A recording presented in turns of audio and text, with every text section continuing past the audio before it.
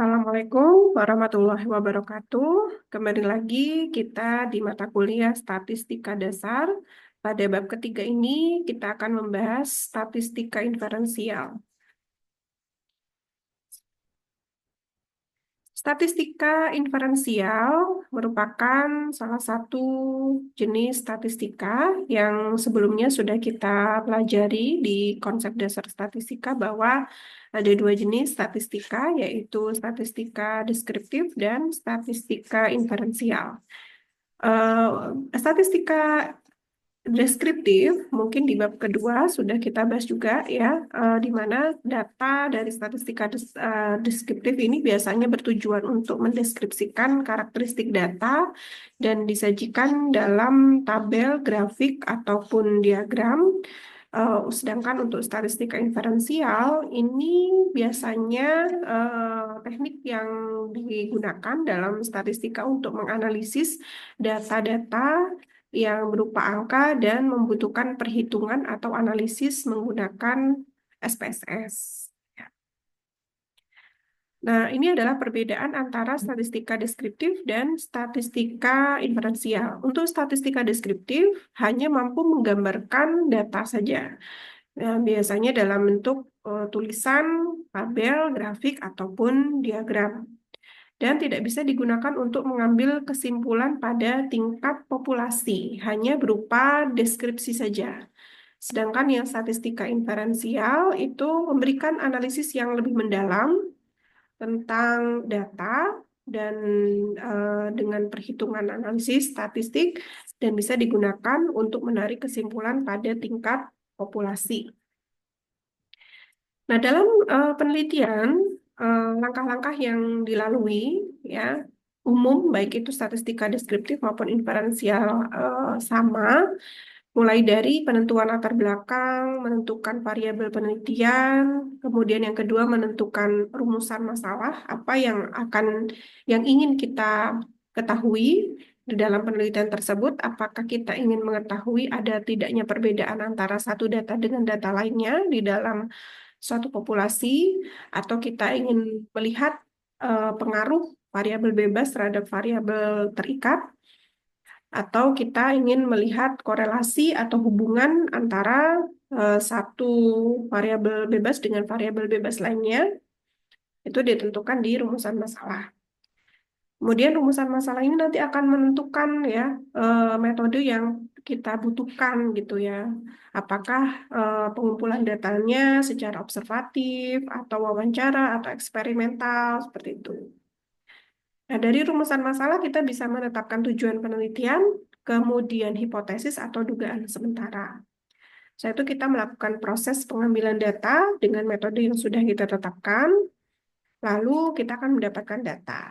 Nah, data yang kita dapatkan ini bisa kita sajikan dalam bentuk statistika deskriptif atau mau kita analisis dengan perhitungan menggunakan statistika inferensial. Ya.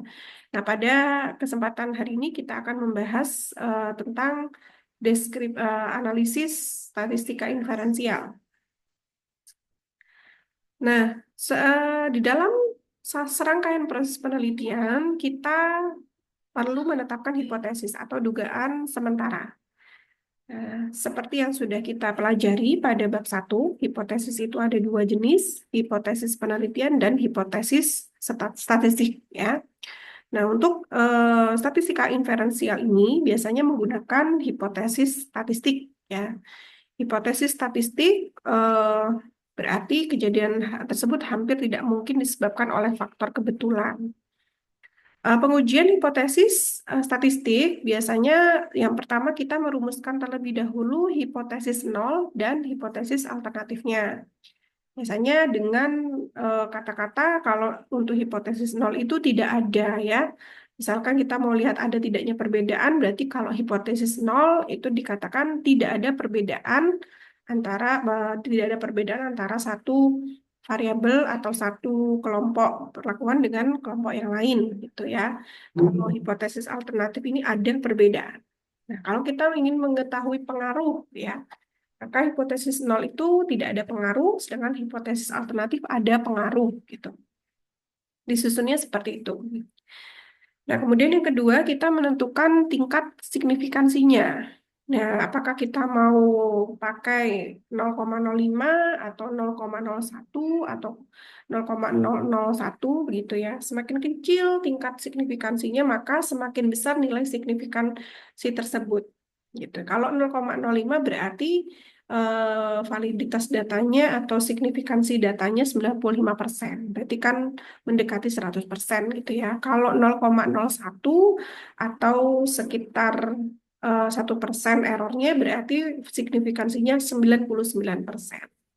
Di semakin kecil persentase P, maka semakin besar nilai signifikansi, persentase nilai signifikansinya. Nah, untuk tahap selanjutnya kita juga bisa memilih metode statistik yang sesuai, gitu ya. Nanti kita akan belajar apa saja eh, metode statistik itu dan disesuaikan dengan kebutuhan tujuan penelitian kita. Lalu kita mengumpulkan data, setelah kita dapatkan data, kita uji statistik, lalu kita hitung statistik uji tersebut, kemudian kita tafsirkan atau interpretasikan datanya, lalu kita simpulkan data tersebut, ya hasil penelitian tersebut. Nah, selanjutnya kita akan belajar terlebih dahulu sebelum kita masuk ke perhitungan statistika untuk data-data statistika inferensial. Kita perlu tahu dulu tentang distribusi data ya. Nah, distribusi data ini adalah cara data atau variabel tersebar di antara berbagai nilai atau kategori yang digambarkan dalam bentuk grafik. Data dikatakan berdistribusi normal apabila tidak memiliki perbedaan yang signifikan satu dengan yang lainnya. Sedangkan data berdistribusi tidak normal apabila data yang didapatkan itu memiliki perbedaan yang antara satu dengan yang lainnya lebih cenderung heterogen gitu. Nah, data yang distribusinya normal ini akan menggunakan statistik parametrik. Sedangkan data yang berdistribusi tidak normal ini akan menggunakan perhitungan statistik non-parametrik. Jadi berbeda ya dengan antara satu dengan antara nilai distribusi data distribusi normal sama distribusi tidak normal, metode statistiknya berbeda. Untuk itu nanti sebelum kita melakukan analisis statistik, perhitungan statistik, kita harus menentukan dulu uji normalitas ya, yang menentukan normal atau tidaknya data.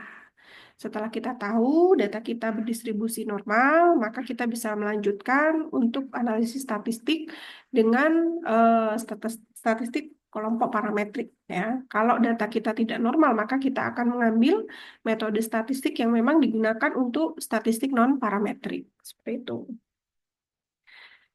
Nah, untuk melihat data normal berdistribusi normal atau tidak, dalam statistik kita membutuhkan ya uji normalitas data. Nah, uji normalitas data ini adalah sebuah uji yang dilakukan dengan tujuan untuk menilai sebaran data pada sebuah kelompok data atau variabel. Apakah sebaran data tersebut berdistribusi normal atau tidak?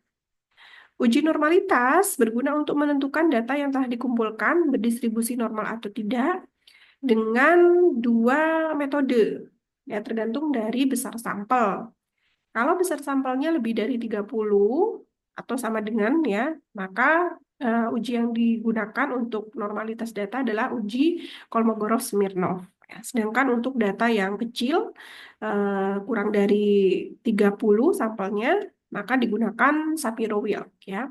Karena untuk sampel kecil uji Shapiro-Wilk lebih sensitif ya terhadap kenormalan suatu data dibandingkan dengan Kolmogorov-Smirnov. Seperti itu. Nah, mari kita coba untuk menguji normalitas data dengan SPSS ya. Nah, kita contohkan suatu data atau suatu penelitian ya. Misalnya kita ingin melihat data berdistribusi normal atau tidak.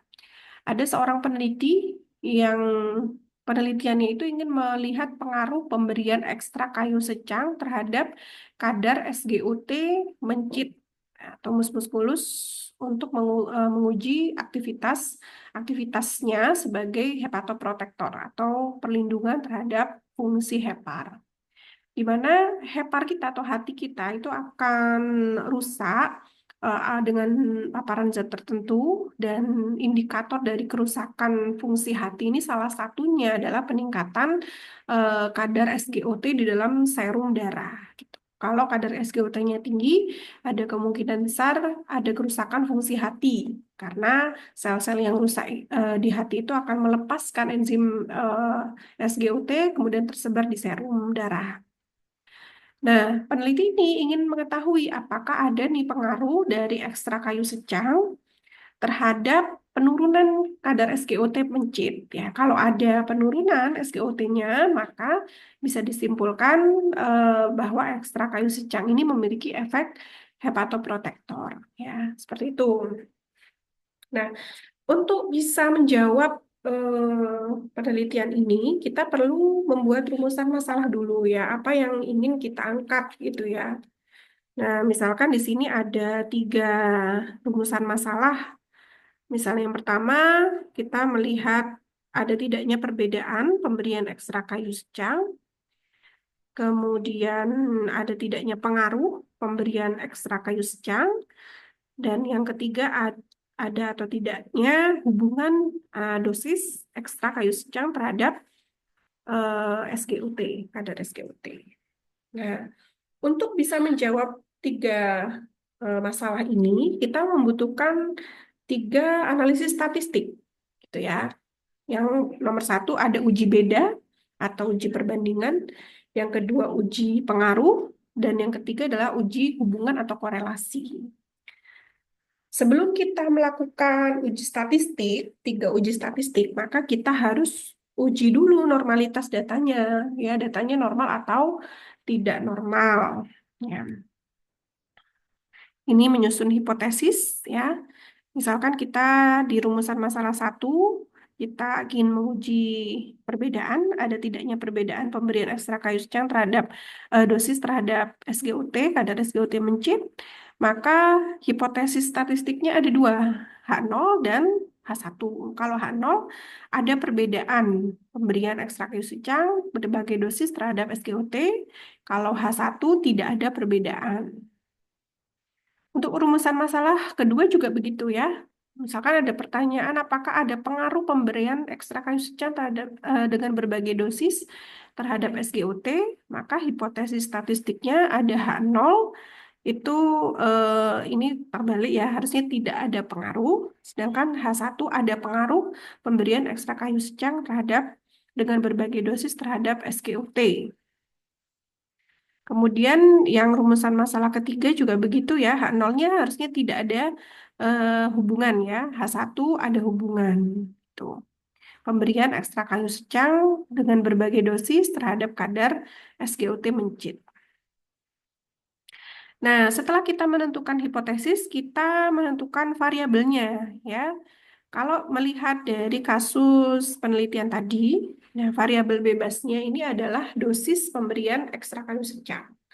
Jadi dosis divariasi secara bebas ya. Ada dosis 100, 200, 300, 400, dan 500 miligram per kilogram berat badan. Ini dikatakan variabel bebas karena variabel ini mempengaruhi akan mungkin berpotensi mempengaruhi parameter, yaitu parameternya adalah kadar SGOT. Dan kemudian divariasi secara bebas tentunya dengan teoritis ya, sehingga dikatakan variabel bebas. Ini berarti variabel yang bebas untuk divariasi. Sedangkan variabel terikat ini adalah variabel yang ingin dilihat atau variabel yang dipengaruhi oleh variabel bebas. Ini adalah kadar SGOT mencit kalau pada penelitian ini. Sedangkan variabel terkontrol ini adalah faktor-faktor lain yang mempengaruhi variabel terikat dan harus diseragamkan, harus dikontrol. Misalnya kandang mencit ya, misalnya satu kandang berisi 2 mencit atau 3 mencit semuanya disamakan. Kemudian pakan dan minumnya, suhu ruangannya semuanya distandarisasi atau dikontrol. Nah, setelah kita menentukan variabel, kita bisa menetapkan ulangannya ya. Nah, karena di sini ada 5 perlakuan, ya, kita bisa menetapkan ulangan berdasarkan rumus ya. Rumus mencari ulangan itu adalah T dalam kurung N-1 lebih besar dari 15, di mana T itu adalah banyaknya perlakuan, kemudian N itu banyaknya ulangan ya. Kita ingin mencari N-nya. Nah, maka kita masukkan di dalam perhitungan T, T-nya ada 5, kemudian dalam kurung N-1 lebih besar dari 15, maka selanjutnya adalah 5N min 5 lebih besar dari 15, dihitung sehingga nanti didapatkan N lebih besar dari 20 per 5 yaitu 4. Jadi ulangannya bisa 4 atau lebih, seperti itu. Nah, kemudian kita buat rancangan penelitiannya. Jadi ada 5 perlakuan dengan 4 ulangan ya. Jadi ada 100-nya 4 kali, 200-nya 4 kali, sampai 500-nya 4 kali. Jadi total data yang kita miliki adalah 20. Ya, itu terdiri dari 5 perlakuan dan 4 ulangan, 5 kali 4. Kemudian kita akan mendata ya dengan pengujian laboratorium. Lalu misalkan ini sudah kita dapatkan datanya, kita buatkan dalam bentuk tabel gitu ya. Ada 5 perlakuan dan 5 ulangan. Setelah kita dapatkan datanya, sebelum kita ujikan ke 3 statistik dengan 3 rumusan masalah tadi, kita harus uji normalitasnya dulu. Apakah data-data yang sudah kita dapatkan ini itu berdistribusi normal atau tidak? Kalau berdistribusi normal, kita bisa pakai analisis parametrik. Kalau distribusi datanya tidak normal, kita bisa menggunakan analisis non-parametrik.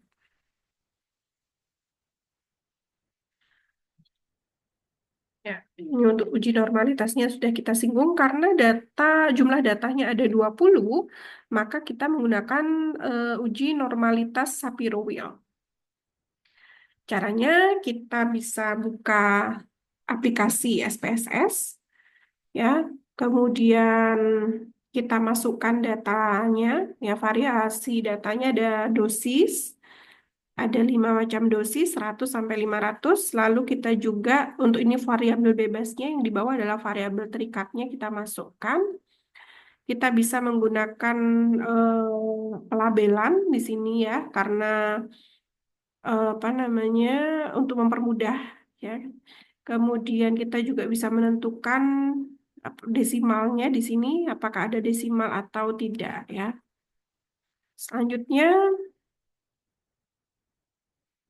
nah, di sini misalkan kita pakai pelabelan untuk yang dosis 100 kita pakai angka 1, dosis 200 2, sampai dosis 500 kita beri angka 5. Nah, kemudian kita masukkan data kadar SGOT tadi yang ada di tabel ke sini, kita pindah, dosisnya ada 1 sampai 5, satu dosis 4 kali ulangan ya. Setelah itu baru kita olah datanya menggunakan uji normalitas Shapiro-Wilk karena total datanya ada 20 ya. Untuk analisis Shapiro-Wilk itu kita bisa mencarinya di Analyze, lalu kita pilih Descriptive Statistik, kemudian klik Explore. Setelah itu akan muncul eh, halaman seperti ini. Kemudian kita masukkan faktor list itu berupa variabel bebasnya yaitu dosis, sedangkan dependent list ini variabel terikatnya. Kemudian kita klik bagian statistik plot. Nah, nanti akan muncul seperti ini. Kita bisa masukkan nilai 95% atau P 0,05 ya. Setelah itu ini bagian plotnya, tadi statistik, ini plot. Lalu didapatkan hasil statistik, ada tabel seperti ini ya untuk tes normalitas. Dari data kita bisa lihat nilai signifikansinya atau nilai P-nya. Untuk dosis 100, ini nilai signifikansinya 0,714. Kemudian yang kedua adalah 0,512, yang dosis 300 0,34369, dan seterusnya. Seluruh data ini lebih besar dari 0,05. Kalau data lebih besar dari 0,05, maka data dikatakan berdistribusi normal. Sehingga untuk analisis data statistik selanjutnya, untuk tiga rumusan masalah, itu kita menggunakan analisis statistik untuk data parametrik. Seperti itu. Nah, itu untuk uji normalitas Shapiro-Wilk ya. Nah, kalau misalkan data kita lebih dari 30, kita bisa menggunakan statistik uji normalitas Kolmogorov-Smirnov. Stepnya berbeda ya dengan Shapiro-Wilk. Kalau Shapiro-Wilk tadi menggunakan deskriptif statistik, untuk Kolmogorov-Smirnov ini analyze, kemudian non-parametric test, kita pilih legacy dialog, kemudian sampel Kolmogorov-Smirnov atau KS. Nah, itu bedanya ya. Oke, baik. Demikian tadi untuk statistik inferensial yang kita sudah masuk kepada data-data yang dihitung secara statistik dan menyimpulkan eh, berdasarkan hasil statistik ya. Untuk uji statistik itu macamnya banyak. Nanti akan kita bagi ke dalam materi-materi setelah bab 3. Ada misalkan uji perbandingan, uji pengaruh, uji korelasi, atau cross-seksional, ya, dan seterusnya. Ya, untuk pendahuluan mengenai statistik inferensial di pertemuan ini, kita cukup sampai di pengolahan data, ya, kemudian juga penentuan hipotesis statistik, variabel, mencari jumlah ulangan, menentukan besaran data, dan juga menentukan normalitas atau distribusi data. Datanya distribusinya normal atau tidak. Begitu.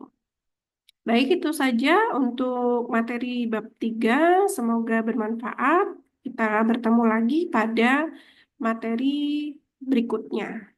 Ya, Assalamualaikum warahmatullahi wabarakatuh.